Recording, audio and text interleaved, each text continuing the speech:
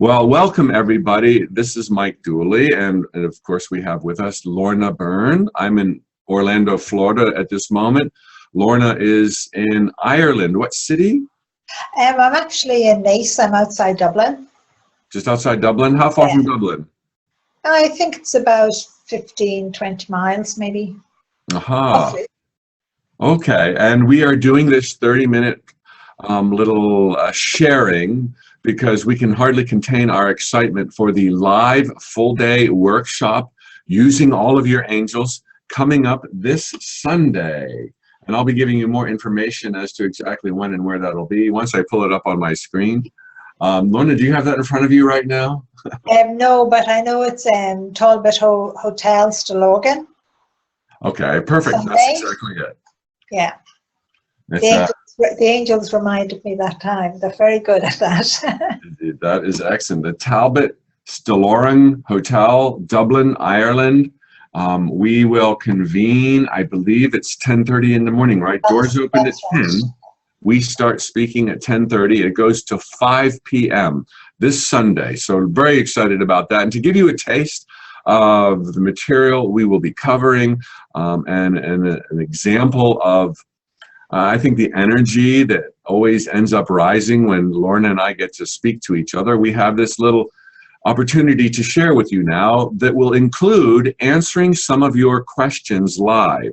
Many of you have followed the Facebook and social media prompts and already sent us some excellent questions. We'll do our best to get to as many as possible. You can also use the Q&A screen before you on this format to ask your own questions. There's a chat screen. Whatever suits you is fine. Before we get going, any thoughts, Lorna, before I go over the outline of this Sunday's event? Well, I'm actually really very excited about Sunday and doing this workshop with you. And I know the angels, what they have told me already is that they're going to be carrying in baskets of love for everybody. And and they only told me that a few minutes ago. I didn't know that now, up to now. So I'm really looking forward, and I know everybody will be, in a sense, going on a journey with us and getting to learn more about how to connect with the guardian angel, how to feel the presence of the guardian angel, how to use it in every aspect of their life, and for them to feel, you know, happier and more fulfilled within themselves in just knowing that.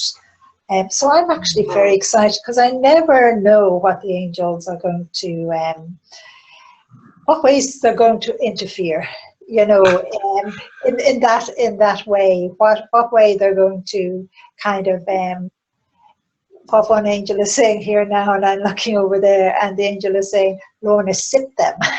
And so I don't know, I think the angel means sip like with lightning, put energy, excitement, all of that. So I'm really looking forward to Sunday and going through all the questions with yourself and asking so many questions. So thank you. Fantastic. Well, whenever I talk with you about the angels, the thing that I find so enchanting and authentic is the notion that the angels are so fluid and so agile that anything could come up next and often will surprise both of us, you included. And I really think that adds to the authenticity and the notion that they will be bringing baskets of love. I could never have come up with that term. I don't know if it's very Irish or not, but it feels so real that there will be what might one call a meeting of angels there with us on Sunday. So please, if you're feeling this, we are assuring you you're going to have a great time. And just so you know what we're going to get into, we're going to make sure everyone's on the same page with the first hour or so of the entire day. We're going to talk about guardian angels, support angels, and the unemployed angels. What would you like to share just in the synopsis of those angels, Lorna, so that people know what we mean? I'm kind of nearly laughing here because there's 6 unemployed angels here in the room, and they just went woo like that, their arms up in the air. Just on unemployed angels, they're in abundance for each and every one of us, and they help us in the most trivial things within our lives. But I see so many of them, and the words I would use, like wandering around trying to get our attention to say, listen, I could do it, an unemployed angel. And then when I see someone that has actually employed an unemployed angel, that person seems to be very aware of the unemployed angel there with them, giving them a helping hand, whether it's carrying a shopping bag or filling out a form, or a mother, coping with the children when they're a bit, what would you say, cranky or being up to devilment. The mother is then very aware of the unemployed angel and noticing the difference that there was before and the difference between now. I could go on and say loads more, but no, that's absolutely fantastic. And to capture the essence of an unemployed angel from the book I read, Angels in My Hair, they are angels that do not have an assignment. Now, of course, their assignment is planet Earth and all of us. So unemployed is an amusing word, idle angels. And Lorna has encouraged us because they encourage her. The whole point of this workshop is to get people to ask for the help that is already there. Not only their guardian angel, but the support angels and the idle angels, the unemployed angels that are just like twiddling their thumbs, if you would but recognize. And ever since I read your book, Lorna, and met you that time about 2 years ago, I have had a nonstop dialogue with my angels. And it is the most comforting, reassuring twist in the development of my life, to realize that I'm not alone, and that there are pairs of ears listening to me that can make the heavy load lighter physically or emotionally. This is what our workshop's about, so that we can rock our lives in joy. So we're going to cover the angels and their roles, much like we just did, and we're going to make sure people understand their relationship with their angels. What should they be doing to make change come into their life versus what might they delegate to the angels, and how might they do that? Lorna, any thoughts on that in a nutshell? Well, I always say to everybody, the first thing to think about is, acknowledge to yourself that you have a guardian angel. Say, yes, I do have one. And I'm going to allow that relationship to grow. So every morning I'm going to get up and say thank you. Or every time I get through something that you felt could have been harder, but turned out a little bit easier, to say thank you as well. Just say thank you, my guardian angel, and allow your relationship to grow every day. It's like when you get out, as I said, when you get out of bed in the morning, be conscious of your guardian angel, and there and then, just say, be with me today, give me a helping hand. And every time you notice, again, just to say thank you, and allow that relationship to just continue growing. And it'll become like second nature to you. The way it has been starting to become for yourself. Mm-hmm. And I can assure you, then you'll be very conscious of so many other angels and different kind of angels that would be allowed in and around you to help you, because sometimes the angels already know before you even ask what you want, and they do their best to give you a helping hand that way. Wow, super powerful. And if you're just tuning in, Google Lorna Byrne, and you'll see that she is a person blessed with the ability since birth, virtually, of physically seeing angels in a room or in the world, at the bus station, wherever she goes. And she, of course, is similarly able to actually communicate and converse with them through thoughts, feelings, and words. So, Lorna, we're also going to talk this weekend about angels making the world a better place, how angels can and do make the world a better place. Is it that they do stuff without us, or only when we ask? they actually do stuff without us as well. And that's something I have never written about or spoke about. And I'm actually asking the angels, can I actually speak about that little bit? And they're actually saying no for the moment. Okay. Okay. I always have to be so honest. But how they help us to make this world a better place. And that's one reason why you would see on my Facebook, I'm all the time asking people to pray, because that helps to make the world a better place. But as well, the most important part for people to play their part, you know, to stand up there and be counted. And your guardian angel and so many angels are always whispering to people all of the time and giving them signs as well to play their part and to be passionate and loving, not to strike out because you feel hurt yourself. Because if you strike out just because you feel hurt yourself, you're not actually helping to make this world of ours that belongs to everybody a better place. And it's a very deep question in that way, because it's a role that the angels play and help us, but we have the biggest role, you know, because we have the choice. I think that's what life is, you know, it boils down to the gift of making choices and decisions, and we can do so wisely with thought, we can do so irrationally out of fear. And I would also venture a guess that maybe there's a bit of reluctance for the angels to share what their role may be in taking care of the planet and the world without our asking, is because there'd be a bit of a risk that we might start relying on them to clean up the atmosphere, relying on them to tweak the poles or plate tectonics or avoid an earthquake, when in fact we have the power to still rough waters, to clean up the planet, to behave more responsibly. And if we misplace that responsibility onto the angels, we wouldn't have the opportunity to discover our power, to learn how to exercise our free will accordingly. Just a speculation. Did that hit any? You did. You hit a lot there. The angels are telling me they can't overstep our free will for a start, you know, right.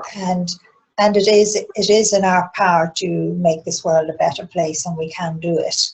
And there's lots of hope there. But the angels, they won't allow me to share with you all the things they do help us with to make this world a better place.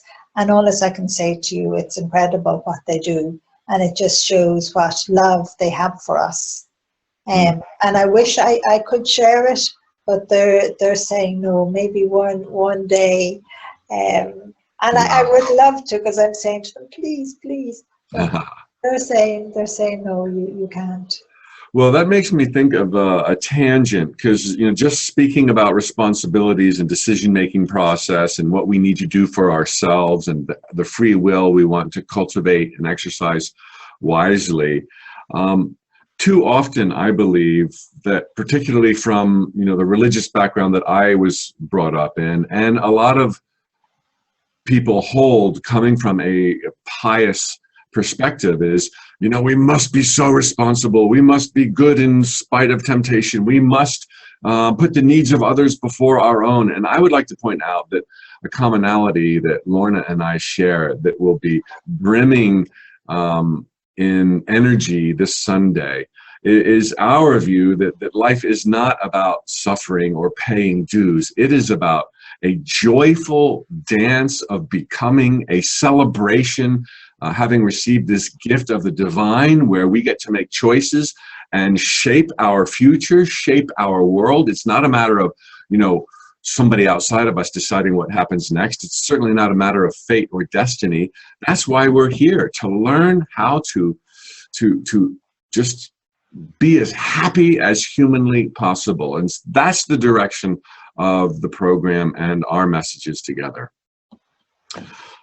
Oh, Lorna, let's talk a little bit about the 6 sub-chapters. We're going to be talking about everything from relationships to money to setbacks to grief. But in that list is purpose and our ideal role, finding our ideal role or place in life. People struggle with that. A little preview as to what may come on Sunday? It is one of the most questions that I'm asked all of the time, and I one of the things that the angels have said to me is that, and I suppose it would be an exercise, so I should keep it for Sunday. So I'm giving out about that now to the angels. They're saying, no, Lorna, don't say it that way.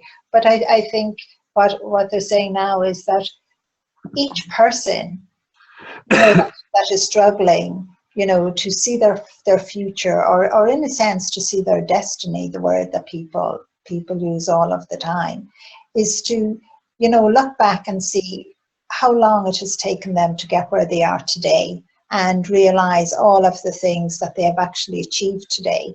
Because each day is your destiny. Each day is a new one. Each day is a new beginning. And it depends again on what you decide to do on that day. And to me, everyone should always decide, to live that day, to be as happy as possible that day, even if things are falling asunder, so that you can see through them, so that you can discover, 6 weeks later, that was part of my journey, that was part of my destiny, and look at who I am now today because of it. Good. It's amazing. Our destinies are assembled on the fly, day by day, I think is what we're saying. And to not wait or put things off until you figure out what your destiny is. There'll be lots more on that. It's a very exciting topic, and one that is sorely needed to be addressed. So it's first up on Sunday after we talk about the general perspective of angels. We're also going to be talking about relationships, whether you're in a well-worn relationship or you're looking to start a new one.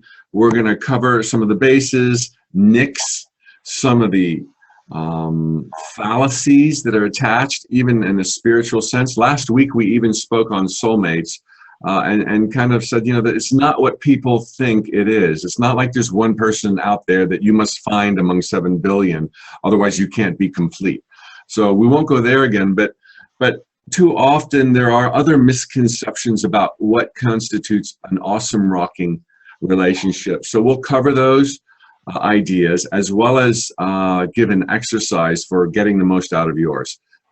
In that arena, anything you want to tease us with, Lorna? Relationships? Well, I think relationships are very important, especially friendships. A friend, not a loving partner. And again, we classify it as a different kind of love for your friend, for your best friend, for a friend that has just walked into your life. But so many people out there don't even have one friend. And I find that so sad.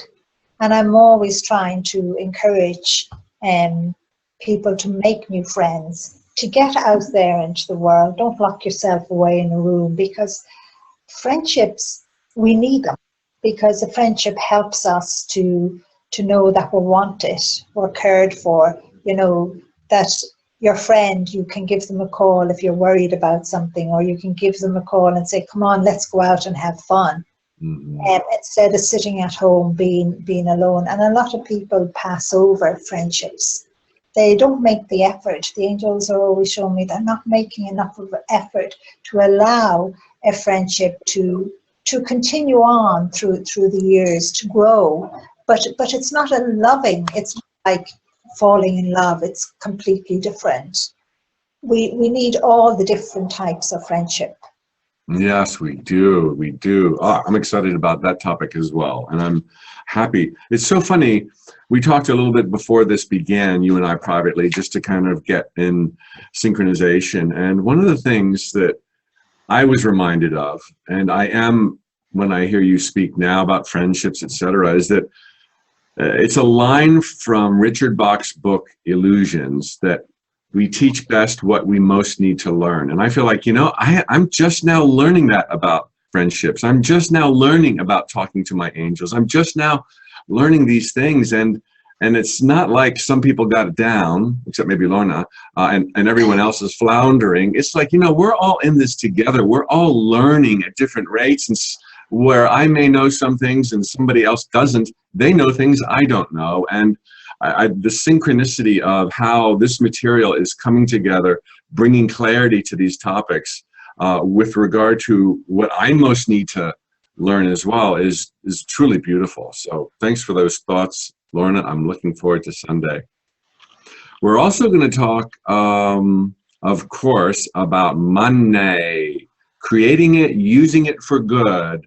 Obviously, it's been said to be the root of all evil, that it is not spiritual, that if you have big money, you have big problems.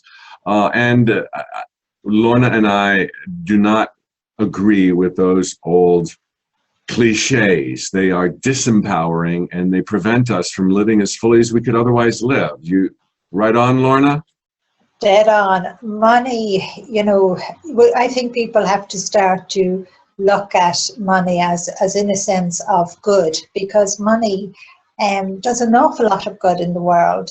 And I know so many people that have worked very hard all their lives and have earned a lot of money. And they do so much good with it. If they hadn't earned that money, how could they have done that good? And yet I would know people who earn little money compared to them now, just a basic wage, like the average, like most of us. And yet they are so kind and so good. And when they have something to spare, they use it for good. They help someone else. So I think that old thing of looking at money as, bad, evil, it brings you nothing but bad luck, that's not true at all. Good. I never had much money. I have more now, but even when I didn't have it, I never looked on it as evil or bad or negative. I actually would have, I have to smile, the angels are saying, say it, I actually would have jumped with joy when I earned a few bob, because of the thought of what I could do with it. Whether it was buy extra shopping or get the children a pair of shoes or pay something off the electricity bill.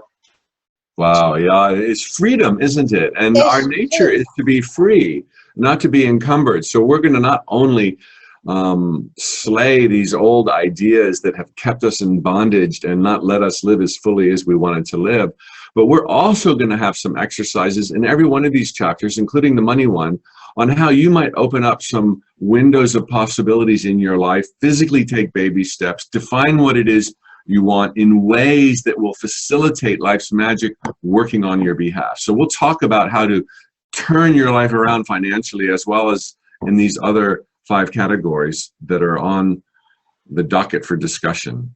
Definitely. And that's a good one. That's a good one. Everyone wants to feel freedom within financial crisis, freedom within, even when somebody loses a job, they still want to feel that freedom, that just because they've lost the job, they have lost earning the money they were earning, but they need to look all on that as positive and get out there and get another job, no matter what it is, so they can feel that freedom again and know it couldn't keep them in chains at all. Yeah, and just these thoughts, followed with some action that we're going to share, can redefine how one lives their life, bases their choices, and creates money and savings. All right, we're also going to talk about setbacks, how to bounce back when life is very, very trying. And we're going to reveal that, there's no such thing as luck or meaningless circumstances. There's meaning everywhere, and there's ways to understand what's just happened and move forward. Lorna, what might you be sharing on that topic? Well, I would say to everybody, when you feel what people would say the luck is down or everything has gone haywire on them, they're so disappointed. They may feel they've lost everything. And I have gone through that on different occasions in my life. But I think what the angels have always given me encouragement to sit back up again, and then when I'm ready to stand back up. But they would always say, don't take too long. Don't take too long. And I think that is very important for everybody to get back. You have to fight. It can be, you have to rush into the shop and buy what you want and rush back out again. And that could have been a huge battle for somebody because of loss in that way. So you have to kind of say to yourself, my guardian angel, please give me the strength. My soul, give me the strength. And say to yourself, I know I have the strength inside of me. And get up out of the chair or out of the bed, whatever it is, and say to yourself, I'm going to take one step at a time. And the angels help everybody do that all of the time. But if you refuse, they can't help you, but they will do everything possible to help you. They'll keep nudging at you. And they will even have neighbors and friends for a long period of time, giving you messages of hope all the time to get up, to know that you're going to be okay, to know that you're going to get through it. They are there to be used, and that's our message. We'll also be talking about following your heart and living your dreams, not worrying that your selfishness, because your success does not have to come at the expense of other people. And we will be talking very significantly about accepting and understanding and coping with death or the loss of a loved one. But we've only got about 4 minutes left, Lorna, and some questions have come in that are just too good not to ask. Okay. Why is our guardian angel invisible to begin with? I believe that is because we ourselves don't believe. We ourselves don't have enough of faith of acknowledging that we are a spiritual being, a supernatural being, as well as a human being, that are two in one, that is combined. And I believe that is why. And I believe as people get more faith and believe and grow more spiritually and open, I know a time will come when a mother will say to a child's guardian angel, I'm going out and tying the washing on the line. That will, and I believe we'll get there. I think I won't give up anyway. Okay, throughout our lives, do we keep the same angels, or do more join or some fall away as our lives progress? You always have the one guardian angel. That one guardian angel can never leave you for 1 second. But other angels do come and go all of the time, and they're not all of the time in your life. How can we use our angels to have self-love, self-confidence, and self-trust, and eliminate the fear and doubt that so many of us often carry with us? Well, I think what maybe that person could do for themselves would be to acknowledge, especially if they've already acknowledged their guardian angel and they already know the guardian angel loves them unconditionally, stand in front of a mirror and say, I'm going to love myself as my guardian angel loves me. And keep on reminding yourself of that every single day. And every time you're feeling lacking confidence or there's something about yourself you don't like, and allow yourself to love you. Here's a tricky one. Where are the guardian angels of children who are abused or even killed? I know, and that question always comes up. They are there because every single person has a guardian angel, but they couldn't stop that from happening. And to me, that is the sad thing. But the guardian angel of that child probably did everything possible to get the attention of whatever other men and women were in that child's life for it to stop. And I know people all around the world that work in organizations trying to conquer that evil in the world of children being kidnapped or sold into slavery, or children being abused. And sometimes, I'm afraid, it can be by a family member as well. So again, if your guardian angel is telling you something is wrong in a family member, with a family member, we should speak up. We shouldn't be afraid. even though we might be ridiculed or given out to. And if it's proven you were wrong, well then that's okay. Isn't it wonderful then you were wrong? Yeah, very powerful. And so the point being, if you've got feelings that something's not right, but no physical evidence, act on those feelings. They're your angels in concert saying, hey, what's going on? Something's not right.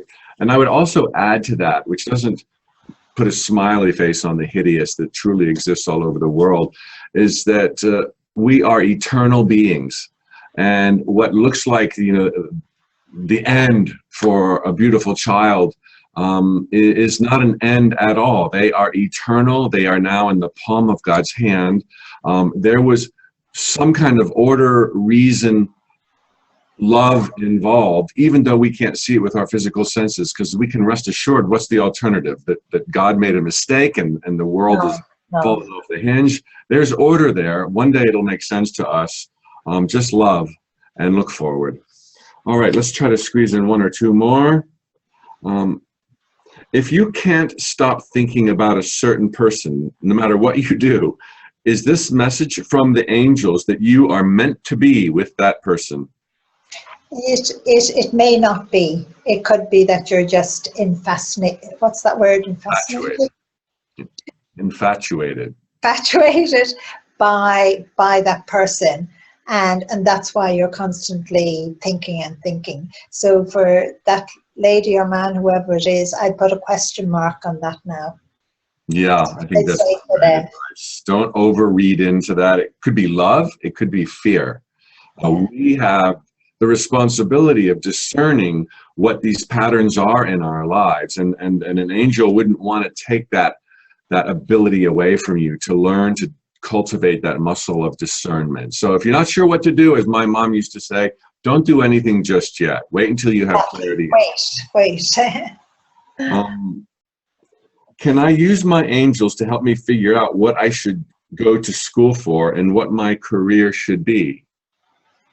Yes, I think that's a question she should ask her guardian angel, whether it's a boy or girl. But again, I think she needs to talk to her guardian angel and list out the things that maybe she's interested in. And just ask herself then later on, which one comes into her heart or into her mind stronger than all of the others, and give it a go. Because education never goes to waste. You never, the way a student may leave college and have degrees and actually never use them, but 20 years later could use them. Here's another. Now this is a question that, it's the type of question that we really all have, but it might, what do you think? Will my wife and I have children together or otherwise? I don't know. I have to be so honest. And if they want to have children, all I can do is ask on their behalf. But if they need medical help as well, and they're being guided that way, they should go that way. But as well, if a thought comes into their mind that they should adopt, then they should adopt. Mm-hmm. Yeah, I'd also say that when a situation like that presents itself, there's meaning to the dilemma, and this is an opportunity for you to decide, is this really right? Is it not right? What are the other options? This is a great gift to be in this prickly dilemma, and the gift will be understood later on. I'm sure you'll make the right decisions. How can I help or ask for help from my angels for my son who struggles with schizophrenia? I think the best thing that mother could do for her son is, to support, but as well as get all of the help that he needs. Because I know at times he might feel so good. The angels are telling me that he wants to come off medication and all of that, but yet that is something he should never do. But the mom knows that, and her son knows that, and just because I can't pronounce that word, but that doesn't mean he's not intelligent and he's not out there working in a real good job, which I hope he is. I hope he's actually enjoying life. That's really the important thing, that he's actually enjoying life. Beautiful. Here's an interesting question. Are there any such thing as a fallen angel? And if they can fall, why not the guardian angels? Just, that's a lovely question. I know people talk about the falling angels and that's the other side, but I never use those words. I'm afraid I've never seen, except for in the way past, before I was even born, when all those angels fell. I have never seen an angel fall. Is that the best way to answer it now? That's a great answer. And I would say in my own intuitive sense that in life it's so magical and so perfect that everything that happens and everything that doesn't adds to or makes us more. And so there wouldn't be such a thing as a fallen angel.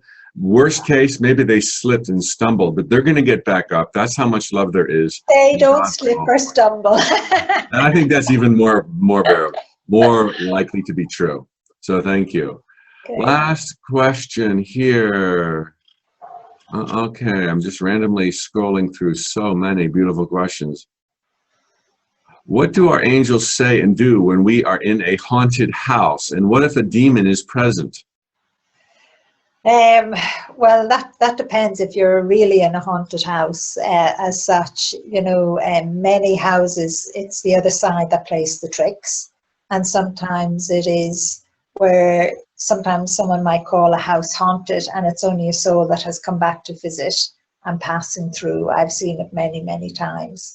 If there was what that lady said, a demon in something evil going to hurt you, your guardian angel would be telling you not to go in there and would tell you as you pass to pray for whatever is wrong within that area.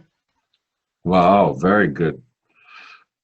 I can't wait for Sunday. It can't come quick enough. What, we've got Wednesday, Thursday, Friday, Saturday, 5 more days. 5 more days, and we look forward to seeing all of you in Dublin at the, what hotel?